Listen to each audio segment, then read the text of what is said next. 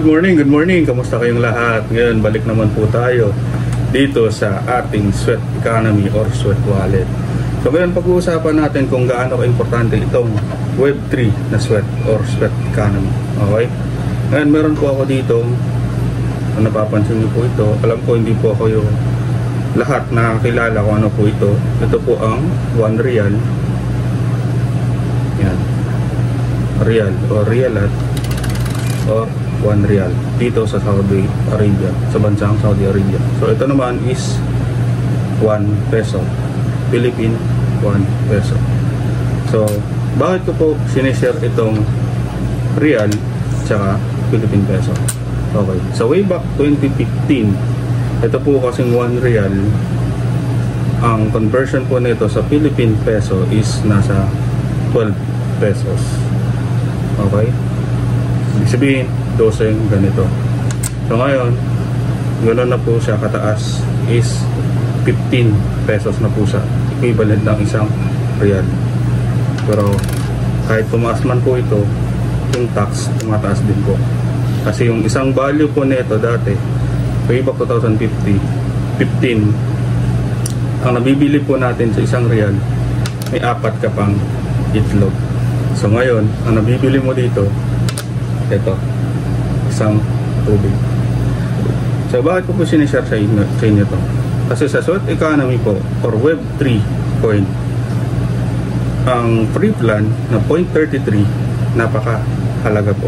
Kasi yung iba sumusuko na sila, gusto na nila i-uninstall yung kanilang application, pero hindi nila nare-realize na habang araw-araw ka naglalakad, araw-araw ka nag-generate, araw-araw ka sinusunod mo yung free plan tsaka premium plan, tuloy-tuloy ang pag-ipon at pag-generate mo para makarami ka ng salapi. Gano'n lang po siya. Kasi yung iba hindi naiintindihan, ang gusto nila easy money kaagad. Ngayon yung iba lumilipat sa hamster combat. So karamihan naman doon hindi rin nakakaintindi ng Web3 world. So ano po ba ang Web3 world? Ito po ang cryptocurrency na karamihan na pwede po nating i-convert into real money. Okay? So, sa free plan, ang free plan equivalent ng almost 6,000 steps is 0.32 sweat or sweat economy. Sa premium plan, ang equivalent naman po is 0.93. So, bakit po napaka-importante nito? At bakit po siya pababa siya? Kasi dati po is nasa 1.2 or 1.3 pa siya. Kasama na po yung gas fee. Ibig sabihin meron ka rin binabayaran dito. So kaya ang gusto lagi ni Sweat Economy at Sweat Team na maglakad ka. So ganun lang. Wala ka namang ibang gagastusin, wala namang sinasabi si admin or Sweat Team na mag-invest ka sa kanila ng asset mo. Ang gagawin mo lang talaga is maglakad. Kaya siya tinawag na it pays to walk. Ganun lang po siya. So recently, lagi ko po sinecheck lahat ng account na gusto magpatulong sa akin. Tapos titignan ko ang kanilang account is way back 2018, 2019, 2020, 2021, 2022. Ano nangyari?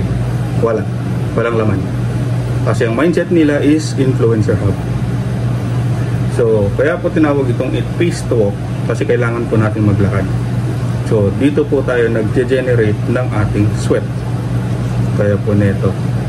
Okay? So, ito po ang naiipon natin sa sweat wallet.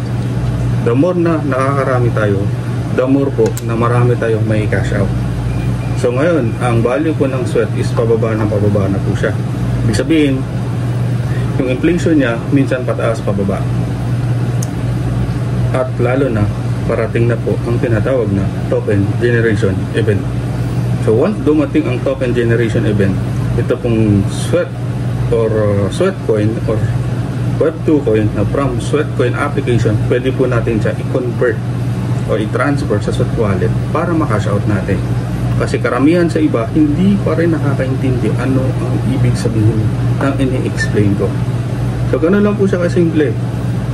Sa bawat lakad natin, piso or 0.93 sweat or 0.33 Sweat. Ganun po siya. Kasi kung hindi po natin titignan yung portfolio natin sa Sweat Wallet, wala po tayong matututunan. So, lagi po sinasabi sa lahat, ligtas po talaga ang may kaalaman dito sa Sweat or Web3 Sweat economy sa Sweat Wallet natin. Okay? Lagi ko po sinashare sa inyo, mas mabuti maging transparent kaysa maging one-sided tayo na wala tayong kaalam-alam. Okay?